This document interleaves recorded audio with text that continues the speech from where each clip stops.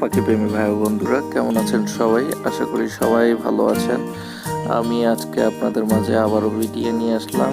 আজকের ভিডিওতে দেখাবো আপনাদের কিভাবে একটি ছোট টিয়া পাখির বাচ্চা অথবা যে কোনো ধরনের প্যারট জাতীয় যে কোনো ধরনের পাখির বাচ্চাকে খুব সহজে বাড়িতে হ্যান্ড ফিডিং ফর্মুলা দ্বারা হ্যান্ড ফিড করাবেন। তো আশা করি সম্পূর্ণ ভিডিওটি দেখবেন এবং ভিডিওটি ভালো লাগলে অবশ্যই লাইক করুন।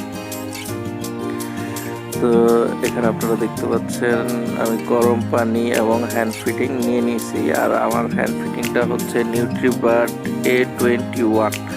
এটা ইম্পোর্টেড একটা খাবার, আর খাবারটা খুবই ভালো, গুণগত মান অনেকই ভালো, যেটা আপনি ইউজ করলে পরেই বুঝতে পারবেন। তো আমি খাবারটা আমার পাখির পরিমাণ মতো নিয়ে নিয়েছি।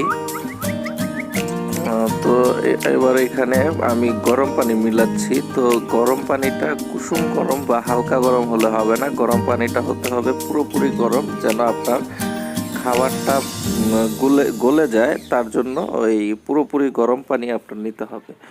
তো গরম পানি দেওয়ার পরে মিনিমাম 5 মিনিট আপনার এই খাবারটাকে রেখে দিতে হবে এবং লাড়াচাড়া করতে হবে, ভালো করে মিক্স করে নিতে হবে। তো এবার আমি বলে দিচ্ছি আপনারা এই খাবারটা খুব সহজে কিভাবে পাবেন। আমার এক পরিচিত ভাই আছে, উনি পাবনাতে এই পাখির খাবারের বিজনেস করে। তো সে সারা দেশেই কুরিয়ারের মাধ্যমে আপনাদেরকে এই খাবারটা 200 গ্রাম, 250 গ্রাম, 500 গ্রাম এমন করে দিতে পারবে।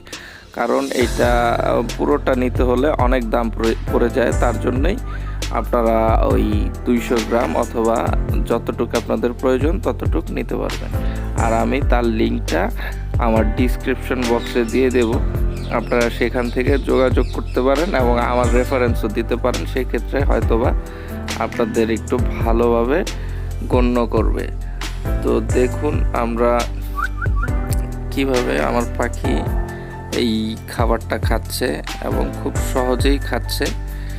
আর আপনারা চাইলে আমি সিরিঞ্জ দিয়ে খাওয়াচ্ছি, আপনারা চাইলে এটাকে চামচ দিয়েও খাওয়াতে পারেন। আর হ্যাঁ, অবশ্যই আপনার খেয়াল রাখতে হবে যে খাওয়ানোর সময় কোনোভাবেই যেন পাখির পেট পুরোপুরি ভরে না যায়। পাখিকে কম খাওয়ালে প্রবলেম নাই, কিন্তু পাখিকে যদি বেশি মাত্রায় খাবার খাওয়ান সেক্ষেত্রে পাখির প্রবলেম হতে পারে। এই বিষয়টা অবশ্যই আপনাদের খেয়াল রাখতে হবে। আর এই সিরিঞ্জটা আমি যেভাবে বানিয়ে নিছি, যে একটা রাবারের পাইপ, ওই রিক্সার টিউবের আপনার নজেল বলে, অথবা ওই যে গুলতি অথবা সিটকা আমরা যে ছোটোবেলায় খেলতাম সেটার যে রাবারটা, সেই রাবারটাও আপনি ইউজ করতে পারবেন এখানে এই সিরিঞ্জের আগায় দিয়ে। এটাতে আপনার পাখি, এটা খুব সফট, যার কারণে আপনার পাখি কোনো রকম ব্যথা বা আঘাত পাবে না। তো এইভাবেই আপনি খুব সহজে আপনার বাড়িতে হ্যান্ড ফিডিং করতে পারবেন এবং পাখিকে সুস্থভাবে বড় করতে পারবেন। আর যারা ছোট পাখি পালেন, হ্যান্ড ফিডিং করেন, বাইরে ছেড়ে রাখেন, তারা খুব সাবধানে থাকবেন।